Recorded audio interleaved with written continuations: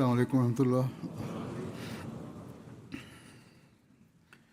أشهد أن لا إله إلا الله وحده لا شريك له وأشهد أن محمدا عبده ورسوله أما بعد فأعوذ بالله من الشيطان الرجيم بسم الله الرحمن الرحيم الحمد لله رب العالمين الرحمن الرحيم مالك يوم الدين إياك نعبد وإياك نستعين اهدنا الصراط المستقيم صراط الذين أنعمت عليهم غير المغضوب عليهم ولا الضالين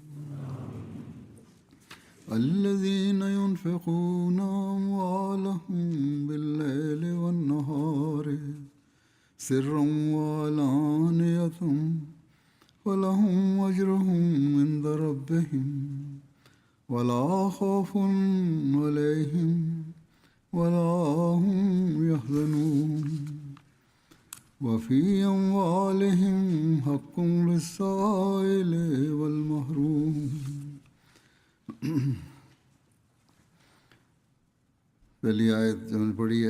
اولین آیه‌ای که تلاوت کردم از سوره بقره است. ترجمه آن چنین است: کسانی که اموال خود را شب و روز پنهان و آشکار در راه خدا انفاق می‌کنند، پاداششان نزد پروردگارشان محفوظ است و نه ترسی بر آنان خواهد بود و نه اندوهگین می‌شوند. و آیه دوم از سوره ذاریات است که خداوند متعال می‌فرماید: و در اموالشان برای کسانی که سوال می‌کنند و کسانی که سوال نمی‌کنند حقی میباشد. امروز روایاتی را درباره اسوه جود و سخاوت پیامبر اکرم صلی الله علیه و آله و سلم بیان خواهم کرد. از این روایات معلوم خواهد شد که چگونه ایشان بارها مؤمنان را به این امر متوجه نمودند و عمل خود ایشان نیز چگونه بوده است. در این آیاتی که تلاوت کردم و در بسیاری از آیات دیگر خدای تعالی به ادای حقوق الله و حقوق العباد و برآوردن نیازهای دینی و نیازمندان متوجه ساخته است. در پرتو این دستور پیامبر اکرم صلی الله علیه و آله و سلم مؤمنان حقیقی را به این سو جلب نمودند و بالاتر از همه نمونه عملی خود را ارائه کرده و تصویر عملی فرامین الهی را از طریق اسوه خویش به ما نشان دادند. پس نه تنها یک خلق بلکه هر لحظه از زندگی ایشان مطابق با قرآن شریف بود. به همین دلیل حضرت عایشه رضی الله عنها درباره اوصاف ایشان فرمودند که کان خلقه القرآن، اخلاق ایشان عیناً مطابق قرآن شریف بود. بنابراین هر خلقی را که در نظر بگیرید ایشان عالی ترین نمونه آن بودند که نمیتوان نمونه‌ای برتر از آن ارائه داد. به هر حال همانطور که گفتم امروز روایاتی درباره خلق جود و سخاوت ایشان بیان خواهم کرد.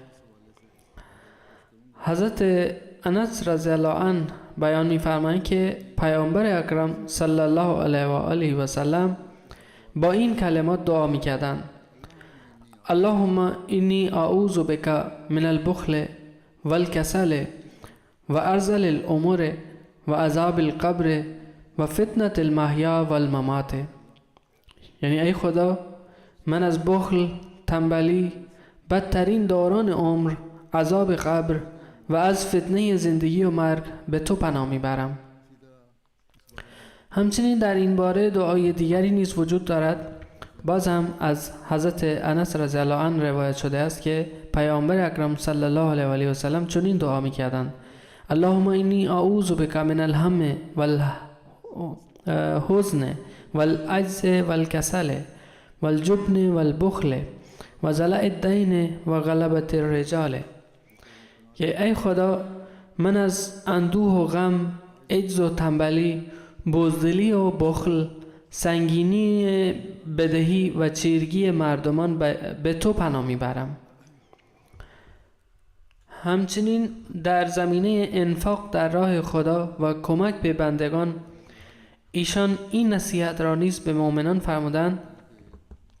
حضرت اسماء رضی الله عنها بیان می‌فرمایند که پیامبر اکرم صلی الله علیه و آله و سلم به من فرمودند: کیسه را بسته نگه ندار، آن را باز کن، وگرنه از تو نیز دریغ خواهد شد. یعنی کیسه‌ای که ثروت خود را در آن نگه داشته ای، در آن را نبند و بر حسب نیاز خرج کن و به دیگران نیز کمک کن.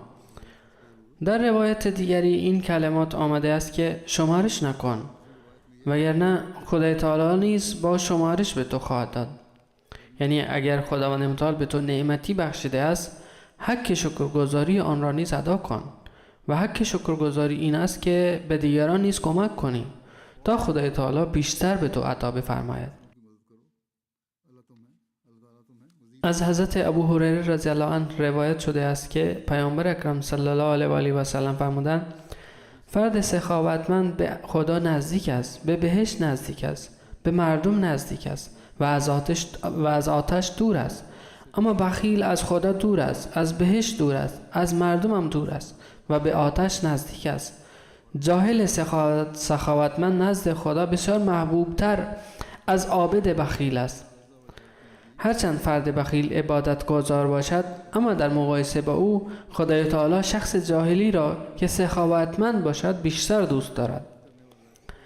همچنین حضرت ابوبکر صدیق رضی الله عنه بیان می‌فرماید که پیامبر اکرم صلی الله علیه و آله و سلم فرمودند: فریبکار، بخیل و کسی که بسیار منت می‌گذارد وارد بهشت نخواهند شد. این سه ویژگی است: فرد فریبکار، انسان بخیل و کسی که به خاطر هر کاری بر دیگران منت می‌گذارد وارد بهشت نخواهند شد. به همین ترتیب در روایتی حضرت ابو هریره رضی الله عنه بیان می‌فرمایند که پیامبر اکرم صلی الله علیه و آله و سلم فرمودند: مؤمن ساده دل و سخی است، اما شخص فاجر فریبکار و پست است. البته منظور حضرت پیامبر صلی الله علیه و آله و سلم از ساده دل این نیست که چنان که برخی در زبان ما تصور میکنند که عقلش کم باشد، بلکه درباره مؤمن آمده است که او در فراست بسیار والاست و فراست مؤمن اهمیت زیادی دارد که باید از آن برحذر بود. در اینجا منظور این است که مؤمن از درگیری ها دوری می کند، کریم و گشاده رو است، در میان مردم محبوب و قابل احترام می باشد. پس این نشانه مؤمن است و معیاری است برای ما تا خود را ارزیابی کنیم. در روایتی مطرف از پدرش روایت می کند که می گوید: من نزد پیامبر اکرم صلی الله علیه و آله و سلم آمدم در حالی که ایشان این آیه الهاکم التکاثر را تلاوت می‌فرمودند که ایشان فرمودند که فرزند آدم میگوید مال من، مال من. یعنی انسان ثروتمند میگوید که این مال من است. ایشان فرمودند: ای فرزند آدم، مال تو تنها همان است که خوردی و تمام کردی، یا پوشیدی و کهنه کردی، یا صدقه دادی و پیش فرستادی. پس بهترین مال همان است که انفاق کرده ای و آن را به پیشگاه خدای تعالی تقدیم نموده ای تا حق بندگانش را ادا کنی. مالی که در راه او خرج کرده ای در جهان آخرت چندین برابر به تو باز خواهد گشت. به همین دلیل خدای تعالی می فرماید که آنان هیچ درسی نخواهند داشت و همانطور که در آیه ذکر شد اندوهگین نخواهند شد، زیرا فداکاری ها و جود و سخاوتی که انجام داده اند و مالی که برای دیگران خرج کرده اند در آخرت به آنان چندین برابر بازگردانده خواهد شد. حضرت عبدالله بن مسعود رضی الله عنه می‌فرمایند که پیامبر اکرم صلی الله علیه و آله و سلم فرمودند غیبت خوردن تنها در 2 مورد جایز است. نخست کسی که خدا به او ثروت داده و سپس قدرت انفاق بی‌دریغ و بجا را به او عطا کرده است، و دوم کسی که خدا به او حکمت داده و او بر اساس آن قضاوت می کند، عمل می نماید و به دیگران نیز می آموزد. سپس در موقعیتی دیگر ایشان ضمن نصیحت فرمودند. حضرت ابو امامه رضی الله عنه می گوید که پیامبر اکرم صلی الله علیه و سلم فرمودند ای فرزند آدم، انفاق مال اضافی بر نیازت برای تو بهتر است. یعنی مالی را که خدا به تو داده است بیشک صرف رفع نیازهایت کن، اما مال اضافی بر آن را انفاق کن و نگه داشتن آن برای تو بد است و به خاطر نگه داشتن به اندازه نیاز سرزنش نخواهی شد.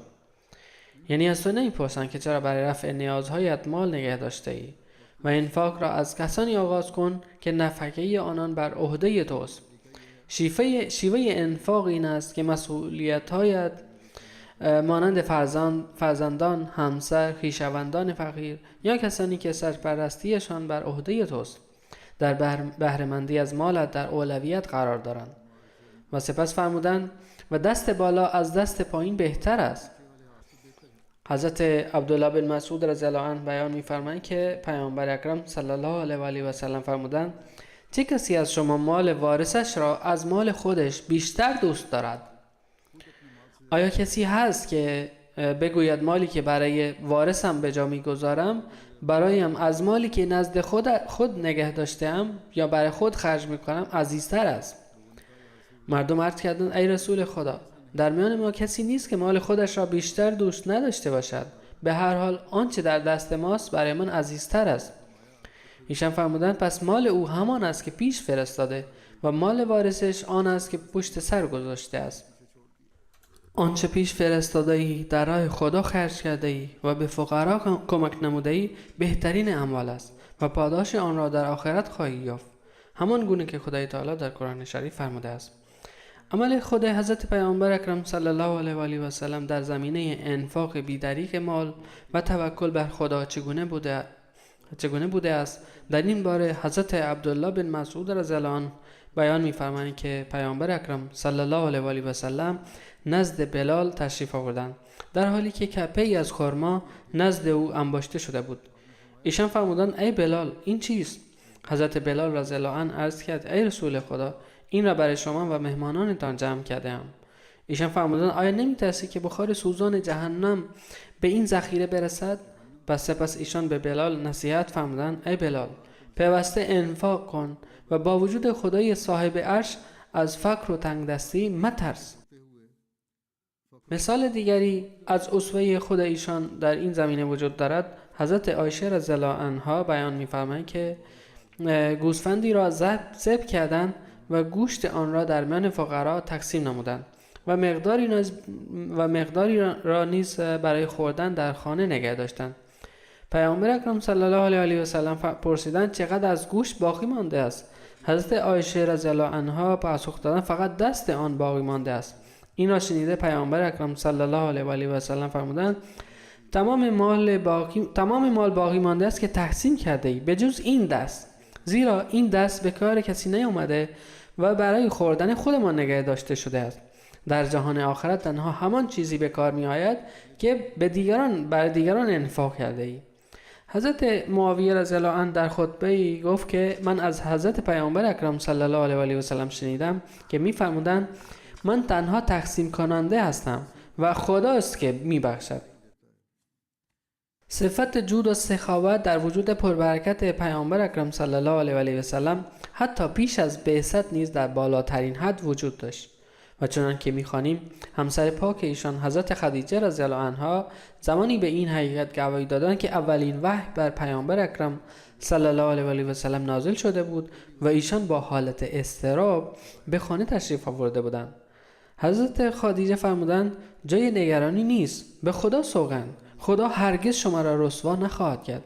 شما صله رحم به جا می آورید، بار درماندگان را به دوش می کشید، نیکی ها را که از بین رفته اند زنده می کنید، مهمان نوازی می نمایید و در مصائب حقیقی به یاری دیگران می شتابید. همچنین در روایتی حضرت ابو سعید خدری رضی الله عنه بیان می فرمایند که رسول الله صلی الله علیه و سلم فرمودند دو خصلت در مؤمن جمع نمی شود، یکی بخل و دوم بدخلقی است. یعنی مؤمن نه بخیل است و نه بدخلق. این نیز معیاری است برای ارزیابی خود. سپس ضمن توصیه به پرهیز از بخل فرمودند که روایت از حضرت جابر بن عبدالله رضی الله عنه است که پیامبر اکرم صلی الله علیه و سلم فرمودند از ظلم بپرهیزید، چرا که ظلم ها تاریکی های روز قیامت خواهند بود. و از بخل و حرص نیز بپرهیزید، زیرا بخل کسانی را که پیش از شما بودند هلاک کرد. این بخل آنان را واداشت تا خون یکدیگر را بریزند و حرام ها را حلال بشمارند. حضرت ابو هریره رضی الله عنه بیان می‌فرمایند که پیامبر اکرم صلی الله علیه و آله و سلم فرمودند هرگز غبار در راه خدا و دود جهنم در درون یک بنده جمع نمی شود و هرگز حرص و بخل و ایمان در دل یک بنده در کنار هم قرار نمی گیرند. همانطور که در روایت قبلی نیز بیان شد، فرد حریص، طمعکار و بخیل هرگز نمیتواند مؤمن باشد. پس اینها معیار هستند. اگر میخواهیم مؤمن باشیم باید از حرص، طمع و خساست دوری کنیم. از حضرت ابو هریره رضی الله عنه روایت شده است که پیامبر اکرم صلی الله علیه و سلم فرمودند هیچ روزی نیست که بندگان در آن صبح کنند مگر آنکه دو فرشته فرود می آیند. یکی از آنها می گوید ای خدا به انفاق کننده عوض عطا بفرما و دیگری می گوید ای خدا مال بخیل را هدر بده. یعنی به کسی که انفاق می کند در عوض بیشتر عطا کن و مال کسی را که بخل و خساست می ورزد تباه کن.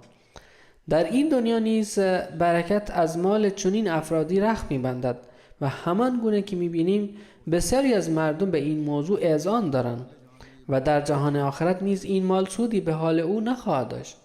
خدای تعالی در جای دیگری می فرماید کسانی که به خاطر محبت او در راهش انفاق می کنند خدای تعالی پاداش آنان را می دهد.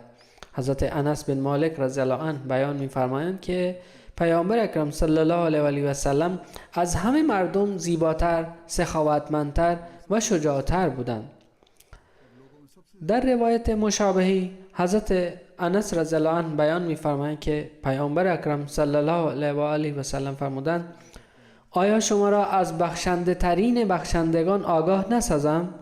خدا از تمام بخشندگان بخشنده تر است و من در میان فرزندان آدم از همه بخشنده ترم. یعنی در دنیا و در میان انسانها من از همه سخاوتمندترم. همچنین از حضرت ابن عباس رضی الله عنه روایت نقل شده است که پیامبر اکرم صلی الله علیه و سلم در خیر و نیکی از همه مردم سخاوتمندتر بودند و در ماه رمضان سخاوت ایشان به اوج خود می رسید.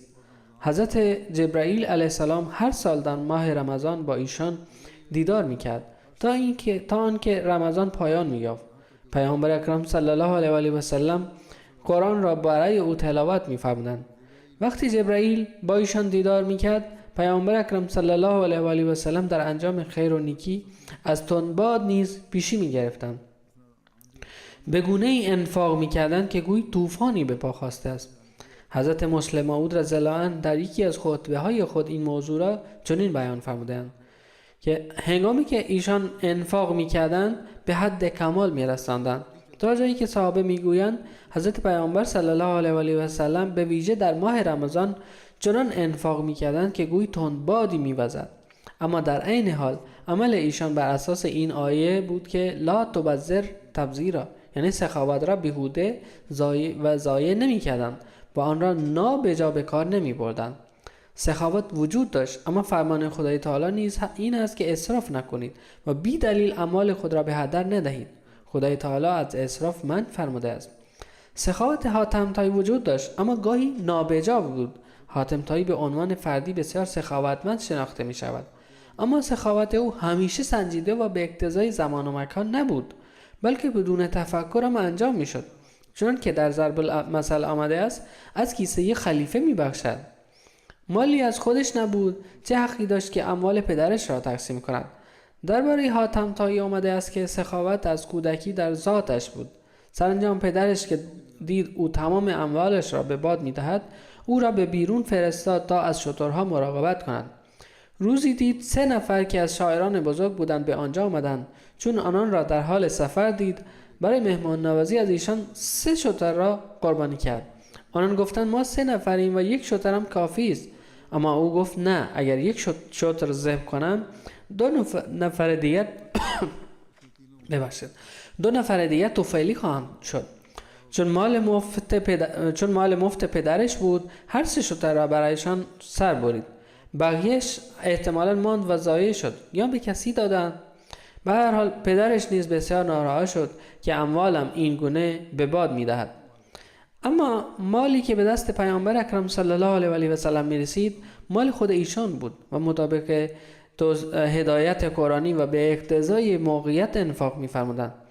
در اینجا معنای این حدیث روشن می‌شود که فرمودند بی‌دریغ خرج کنید. منظور این است که متناسب با موقعیت انفاق کنید و هیچ گونه تردیدی به خود راه ندهید. این بدان معنی نیست که برای 3 نفری که به جنگل آمده‌اند 3 شتر ذبح کنید بعداً گوشتشان ضایع شود، زیرا در آنجا کسی نیست که آن را بخورد و در جنگل نیز مسلماً افراد دیگری پیدا نمی‌شدند. حتی اگه چند نفری هم پیدا می‌شدند بازم مقدار زیادی گوشت باقی می‌ماند و ضایع می‌گشت که هیچ سودی در آن نبود. بنابراین باید متناسب با شرایط انفاق کرد. اگر در راه خدای تعالی و متناسب با شرایط انفاق می‌کنید آسوده خاطر باشید، زیرا همانطور که در آیه ذکر شد خدای تعالی وعده داده است که آنان هیچ ترس و اندوهی نخواهند داشت. به هر حال حضرت مسلم موعود رضی الله عنه می‌فرمایند که در مقابل پیامبر اکرم صلی الله علیه و سلم از یک طرف چنان سخاوتمند بودند که بنا به گفته صحابه در ایام رمضان گویی تندبادی از سخاوت می‌وزید، اما از سوی دیگر کاملا با تفکر و دور اندیشی انفاق می‌فرمودند. از حضرت عبدالله بن عمر رضی الله عنه روایت است که رسول الله صلی الله علیه و سلم فرمودند اگر به اندازه کوههای تهامه یعنی رشته کوههای ساحلی عرب طلا داشتم همه آن را در میان شما تقسیم می‌کردم و مرا هرگز دروغگو یا بخیل نمی‌یافتید. در روایتی حضرت ابوذر رضی الله عنه بیان می‌فرمایند که من در دشت مدینه همراه پیامبر اکرم صلی الله علیه و سلم می‌رفتم که ناگهان کوه احد در برابر من نمایان شد. ایشان فرمودند ای ابوذر. من گفتم بله یا رسول الله. ایشان فرمودند من دوست ندارم که به اندازه این کوه احد طلا داشته باشم و شب 3 بر من بگذرد در حالی که حتی 1 دینار از آن نزدم باقی مانده باشد مگر مقداری که برای ادای قرض نگه دارم، بلکه حتما آن را در میان بندگان خدا این چنین تقسیم بکنم، یعنی به راست به چپ و به پشت سر خود خرج خواهم کرد. سپس ایشان به راه افتادند و فرمودند کسانی که بسیار ثروتمندند در روز قیامت تهیدست خواهند بود مگر کسی که مال خود را این گونه و این گونه و این گونه خرج کند، یعنی به راست به چپ و به پشت سر خود انفاق کند و این افراد بسیار اندک هستند. ایشان فرمودند کسانی که این گونه در راه خدا انفاق کنند بسیار کمند. افراد ثروتمندی که بخل نمی‌ورزند بلکه مؤمن ثروتمند بدون ترس در راه خدا انفاق می‌کند و خدای تعالی نیز پیوسته بر نعمت‌های او می‌افزاید. از حضرت انس رضی الله عنه روایت نقل شده است که شخصی از حضرت پیامبر اکرم صلی الله علیه و سلم تمام گوسفندانی را که در میان 2 کوه قرار داشتند درخواست کرد و ایشان همه آنها را به او بخشیدند. سپس او نزد قوم خود رفت و گفت ای قوم من اسلام بیاورید، به خدا سوگند محمد صلی الله علیه و سلم چنان میبخشد که درسی از فقر باقی نمیماند. حضرت انس رضی الله عنه میگویند که گاهی فردی تنها برای دنیا اسلام می آورد اما به محض پذیرش اسلام این دین برای او از دنیا و هر آنچه در آن است محبوب تر می شد. حضرت انس بن مالک رضی الله عنه میگویند که پیامبر اکرم صلی الله علیه و آله و سلم هیچ چیزی را برای فردا ذخیره نمی‌کردند. حضرت عقبه بن حارث رضی الله عنه بیان می‌فرمایند که پیامبر اکرم صلی الله علیه و آله و سلم نماز عصر را برای ما امامت کردند، سپس با عجله به خانه رفتند و پس از مدت کوتاهی بیرون آمدند. راوی میگوید من یا شخص دیگری از ایشان دلیل آن را پرسیدیم. ایشان فرمودند من قطعه طلایی از مال صدقه را در خانه جا گذاشته بودم، دوست نداشتم که تمام شب آن نزد من بماند، به همین دلیل آن را آوردم که تقسیم کنم. حضرت ام سلمه رضی الله عنها می‌فرمایند که پیامبر اکرم صلی الله علیه و آله و سلم نزد من تشریف آوردند در حالی که صورت چهرهشان رنگ صورتشان دگرگون شده بود. حضرت ام سلمه می‌فرمایند من فکر کردم شاید به دلیل درد یا کسالتی چنین شده‌اند.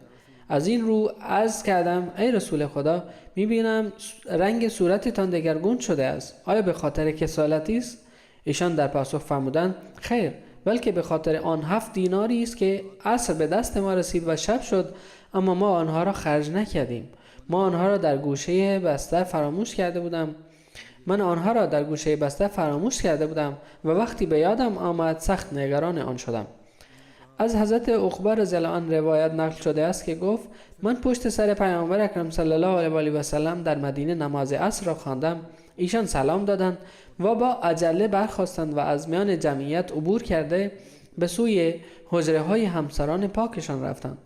مردم از این عجله ایشان نگران شدند. سپس ایشان بیرون آمدند و دیدند که مردم از این عجله در شگفتند. از این رو پیامبر اکرم صلی الله علیه و آله و سلم فرمودند مقداری طلا نزدم بود که به یادم آمد و نخواستم مرا از ذکر الهی باز دارد، به همین دلیل دستور دادم تا آن را تقسیم کنند. حضرت اقدس مسیح موعود علیه السلام می‌فرمایند حالت پیامبر اکرم صلی الله علیه و آله و سلم چنان بود که هر آنچه نزد خود داشتند انفاق می‌کردند. یک بار در خانه ایشان مهری وجود داشت، ایشان آن را برداشته و تقسیم نمودند. حضرت مسلم موعود رضی الله عنه با اشاره به همین رویداد در جایی چنین نگاشته‌اند. می‌فرمایند که یک بار مقداری پول صدقه رسید و در حین تقسیم آن 1 دینار در گوشه‌ای افتاد که ایشان فراموش کردند آن را بردارند. پس از نماز که به خاطرشان آمد با عجله از روی شانه‌های مردم عبور کرده به خانه تشریف بردند. صحابه پرسیدند یا رسول الله چه شده است؟ ایشان فرمودند 1 دینار از تقسیم باقی مانده بود، خواستم هرچه زودتر آن را نیز تقسیم کنم. خلاصه آن که با وجود مال و ثروت ایشان چنان چشم سیری و بی‌نیازی از خود نشان می‌دادند که مایه شگفتی است. هر آنچه به دستشان می‌رسید در راه خدا انفاق می‌فرمودند. حضرت انس رضی الله عنه بیان می‌فرمایند که اموالی از بحرین نزد پیامبر اکرم صلی الله علیه و آله و سلم آورده شد. ایشان فرمودند آن را در مسجد قرار دهید. این بیشترین مالی بود که نزد پیامبر اکرم صلی الله علیه و آله و سلم آورده شده بود. پیامبر اکرم صلی الله علیه و آله و سلم برای نماز بیرون آمدند و هیچ توجهی به آن اموال نکردند و به آن حتی ننگریستند. وقتی نماز را به پایان رساندند نزد آن مال رفتند و به هر کس که می‌دیدند می‌بخشیدند. در همین حین حضرت عباس رضی الله عنه نزد ایشان آمد و گفت یا رسول الله به من نیز بدهید، زیرا من فدیه خود و فدیه عقیل را در روز بدر پرداختم. عقیل بن ابو طالب برادرزاده حضرت عباس بود. پیامبر اکرم صلی الله علیه و آله و سلم به او فرمودند از آن بردار. او با 2 دست خود پارچه‌اش را پر کرد، اما وقتی خواست آن را بردارد نتوانست. پس گفت یا رسول الله به کسی دستور دهید تا آن را برایم بلند کند. ایشان فرمودند نه، این امکان پذیر نیست. او گفت پس شما خودتان آن را بلند کنید و بر دوشم بگذارید. ایشان فرمودند نه، این نیز ممکن نیست. پس او مقداری از آن را بیرون ریخت و دوباره سعی کرد که آن را بردارد، اما بازم نتوانست. دوباره گفت یا رسول الله به کسی دستور دهید تا آن را برایم بلند کند. ایشان فرمودند نه. او گفت پس خودتان آن را بلند کنید و بر دوشم بگذارید. ایشان فرمودند نه. پس او مقداری دیگر از آن را بیرون ریخت و سپس آن را برداشت و بر دوش خود گذاشت و رفت. وقتی او میرفت پیامبر اکرم صلی الله علیه و آله و سلم پیوسته به او نگاه میکردند تا اینکه از دید ایشان پنهان شد. ایشان در هر موقعیتی صحابه را به اعتدال نصیحت می‌فرمودند که درست است من میبخشم و شما بردارید، اما با اعتدال. حتی اگر از نزدیکترین خویشاوندان هم باشد باید اعتدال رعایت شود و فقط به اندازه نیاز برداشت. در پایان این حدیث راوی همچنین نوشته است که پیامبر اکرم صلی الله علیه و آله و سلم از این حرص و طمع او در شگفت بودند. این برداشت شخصی این راوی است. ممکن است نگاه کردن پیامبر اکرم صلی الله علیه و آله و سلم به دلیل تعجب از حرص یا طمع او نبوده باشد، بلکه شاید دوران فقر و تنگدستی پیشین صحابه را به یاد آوردند و با تأمل در این موضوع به او چشم دوختند که چگونه این مردم فداکاری کردند، دوران فقر را پشت سر گذاشتند، بکنون خدای تعالی این گونه به ما نعمت میبخشد. شارحان مختلف احادیث نیز این را برداشت شخصی این راوی دانستند و معتقدند که نگاهی حضرت پیامبر صلی الله علیه و آله و سلم از روی تعجب نسبت به حرص او نبوده است، بلکه افکار دیگری در ذهن ایشان جریان داشته است. حضرت جابر بن عبدالله رضی الله عنه بیان می‌فرمایند که هرگز پیش نیامد که از حضرت پیامبر صلی الله علیه و آله و سلم چیزی خواسته شود و ایشان نگفته باشند. حضرت سهل بن سعد رضی الله عنه میگویند که پیامبر اکرم صلی الله علیه و آله و سلم بسیار با حیا بودند. هرگاه از ایشان چیزی خواسته میشد عطا می‌فرمودند. ابن ابی خیثمه از حضرت علی رضی الله عنه روایت می‌کنند که هرگاه حضرت علی اوصاف پیامبر اکرم صلی الله علیه و آله و سلم را بیان می‌کردند می‌فرمودند ایشان در بخشندگی از همه مردم سخاوتمندتر بودند. حضرت سهل بن سعد رضی الله عنه بیان می‌فرمایند که زنی یک برده یعنی نوعی چادر آورد و گفت یا رسول الله من این را با دست خود بافتم تا بر شما بپوشانم. پیامبر اکرم صلی الله علیه و آله و سلم آن را گرفتند گویا به آن نیاز داشتند. سپس ایشان نزد ما آمدند در حالی که همان چادر را به عنوان از ازار بسته بودند. یکی از افراد حاضر گفت یا رسول الله این چادر را به من بدهید تا بپوشم. ایشان فرمودند بسیار خوب. پیامبر اکرم صلی الله علیه و آله و سلم اندکی در مجلس نشستند، سپس به درون تشریف بردند، آن را تا کردند و برای آن شخص فرستادند. ایشان لباس خود را عوض کرده و چادر دیگری پوشیدند. مردم به آن شخص گفتند کار خوبی نکردی که آن را از ایشان خواستی. تو میدانی که ایشان دست رد به سینه هیچ سائلی نمیزنند. آن شخص گفت به خدا سوگند من آن را خواستم تا وقتی مردم این کفن من باشد. نوشته‌اند که حضرت سهل رضی الله عنه گفتند همان چادر بعدها به عنوان کفن ایشان استفاده شد. در روایتی از حضرت مسور بن مخرمه رضی الله عنه آمده است که میگویند پیامبر اکرم صلی الله علیه و آله و سلم چند قبا نوعی لباس تقسیم فرمودند، اما به مخرمه هیچ قبایی ندادند.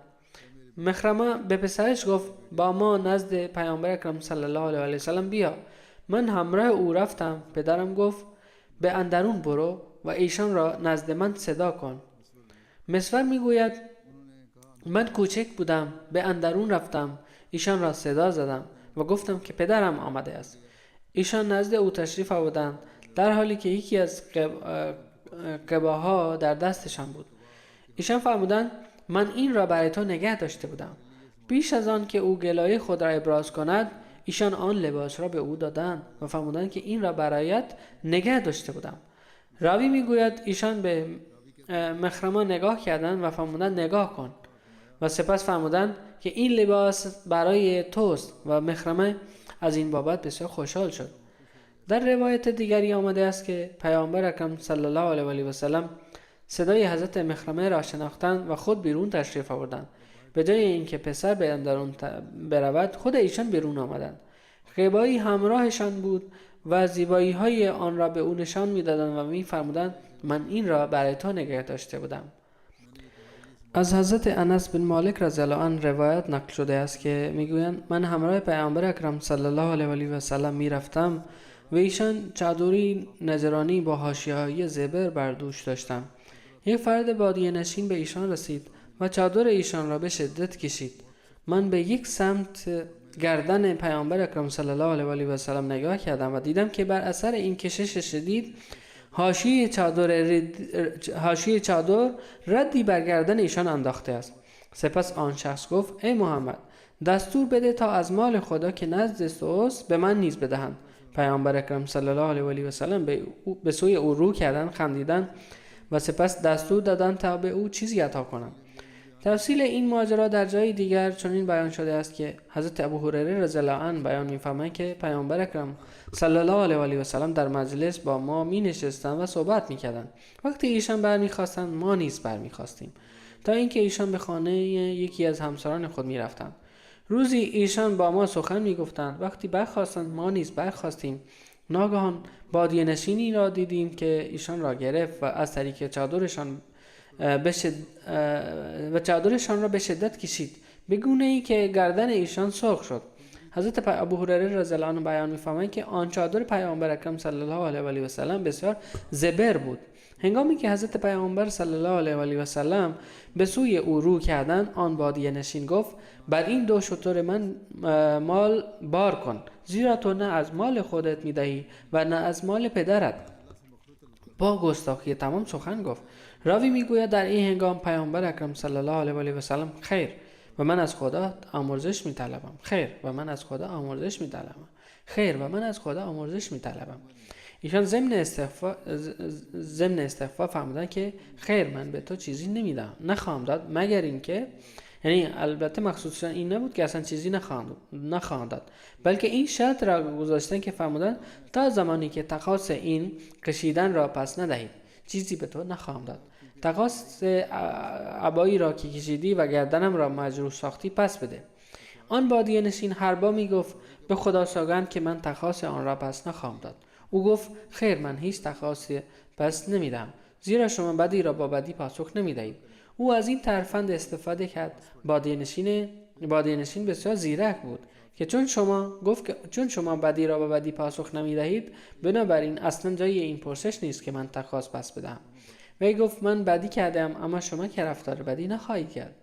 در این هنگام پیامبر اکرم صلی الله علیه و آله و سلم خندیدند و سپس حضرت پیامبر صلی الله علیه و آله و سلم به حضرت عمر رضی الله عنه دستور دادند که بر یکی از دو شتر او جو و بر دیگری خرما بار کنند، یعنی هر دو شتر را پر کنند، بدین گونه که ایشان نه تنها به او مال عطا فرمودند، بلکه از گستاخی و تجاوز او نیز درگذشتند.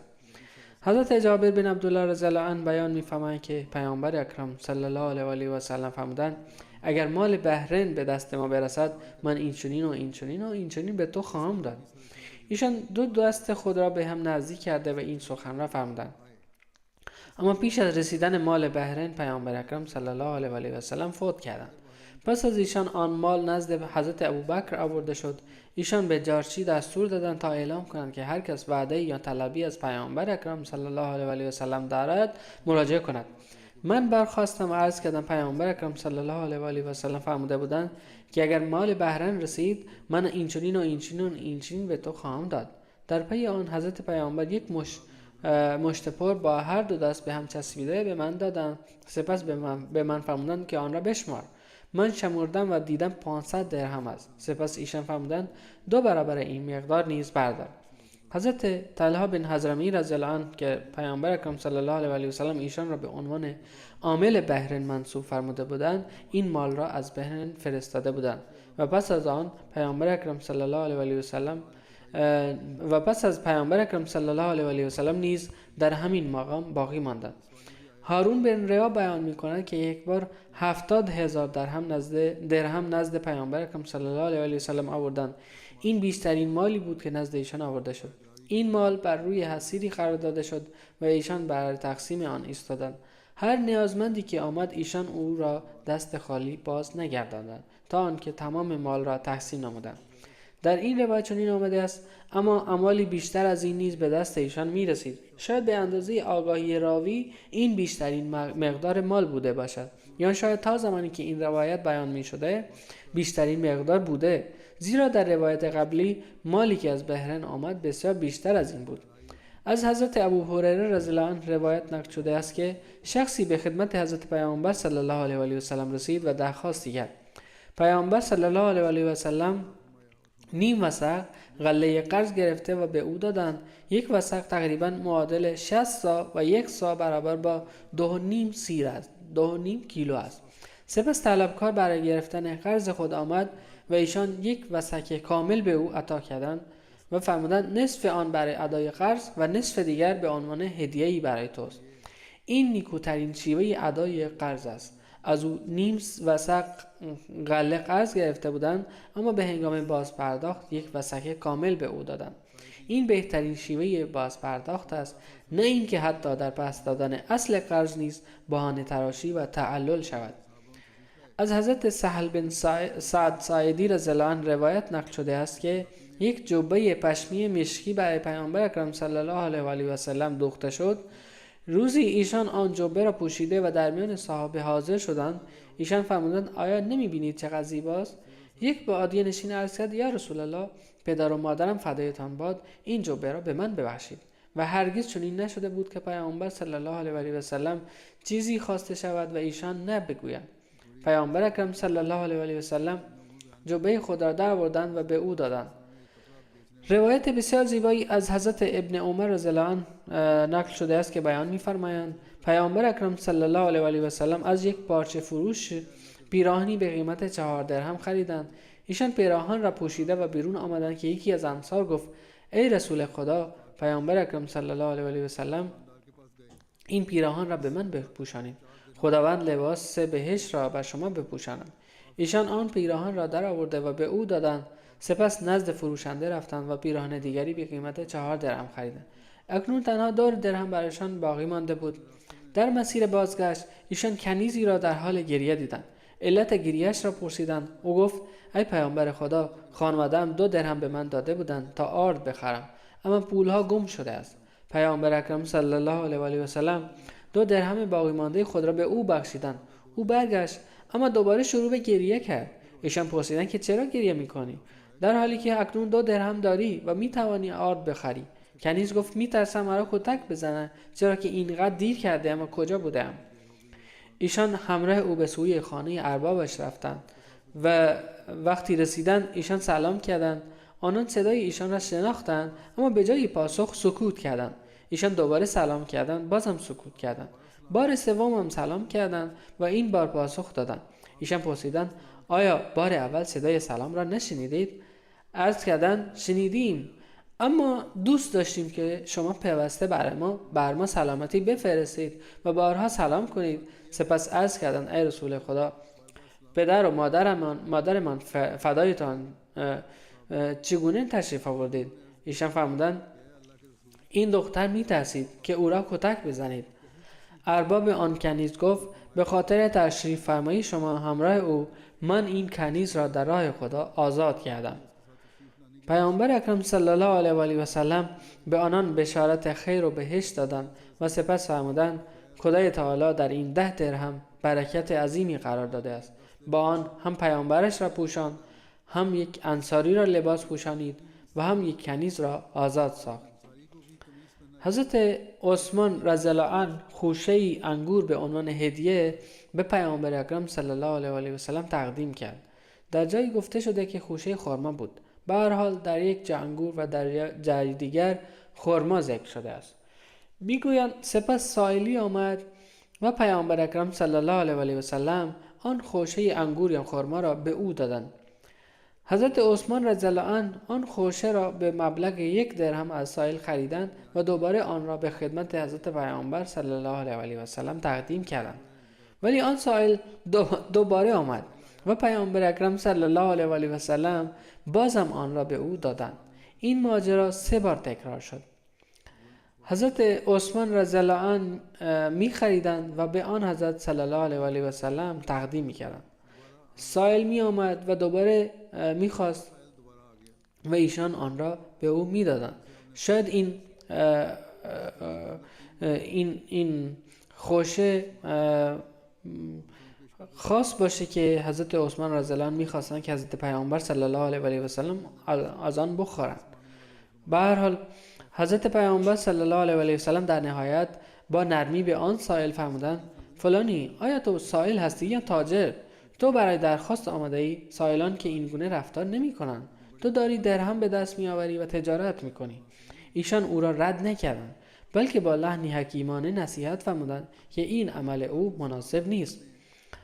حضرت عبدالله بن سلام رضی الله عنه بیان می‌فرمایند که وقتی خدای تعالی اراده فرمود تا زید بن سعنه را هدایت کند، زید گفت: تمام نشانه های نبوت در صورت مبارک پیامبر اکرم صلی الله علیه و سلم دیدم، به جز 2 نشانه که نمیدانستم در ایشان وجود دارد یا خیر.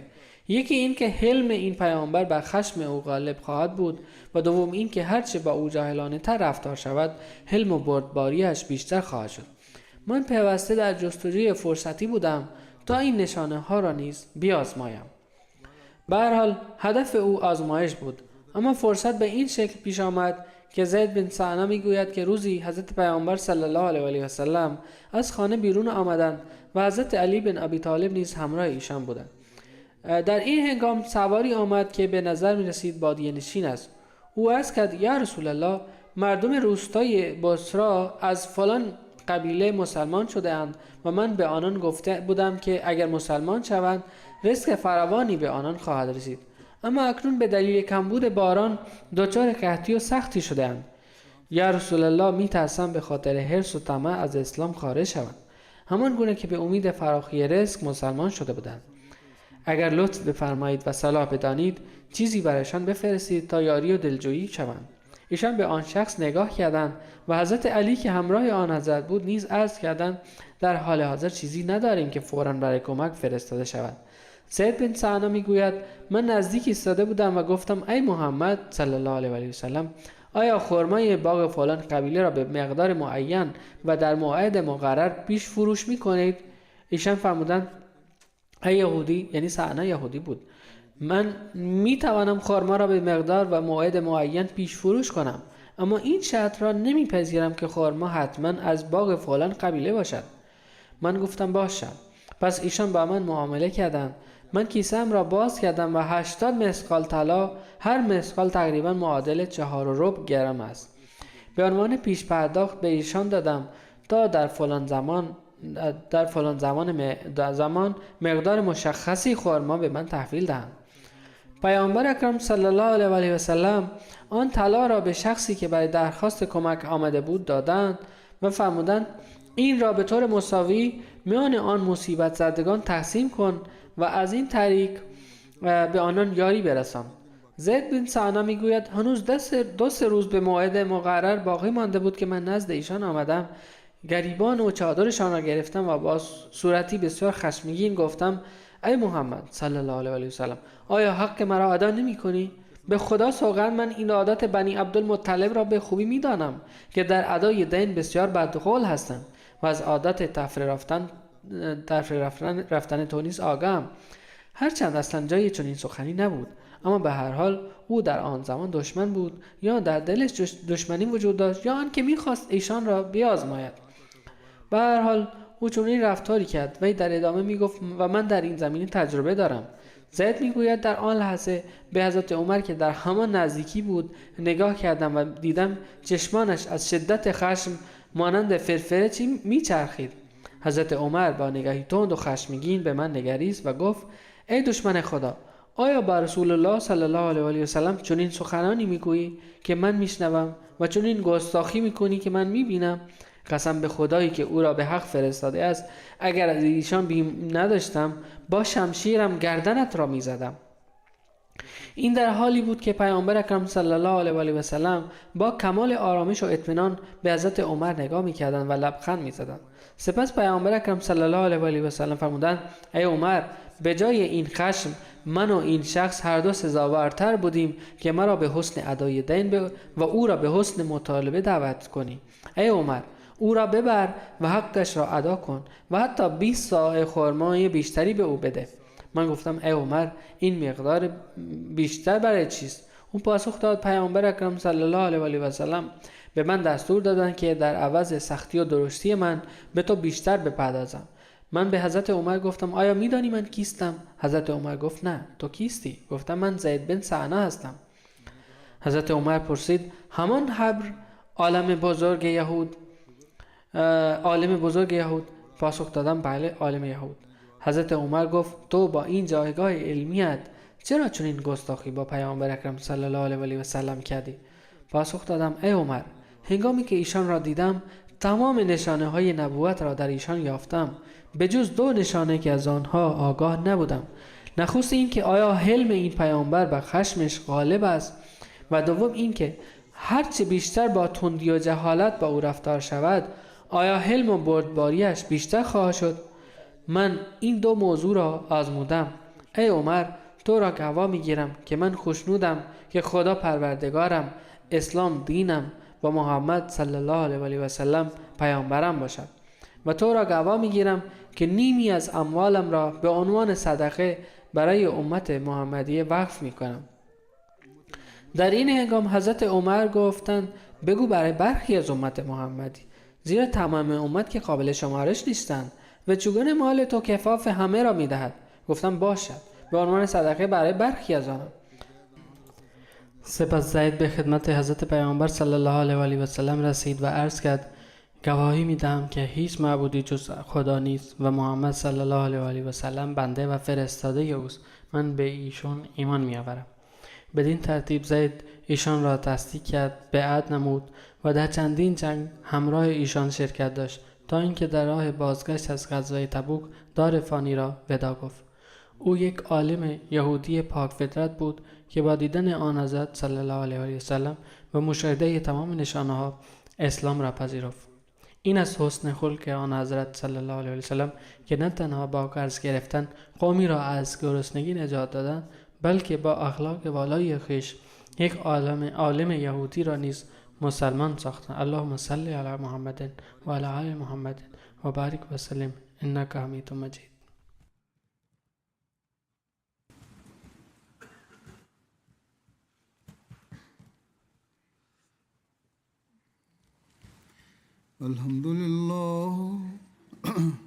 الحمد لله نحمده ونستعينه ونستغفره ونؤمن به ونتوكل عليه ونعوذ بالله من شرور أنفسنا ومن سيئات أعمالنا من يهده الله فلا مضل له ومن يضلل فلا هادي له ونشهد أن لا إله إلا الله ونشهد أن محمدا عبده ورسوله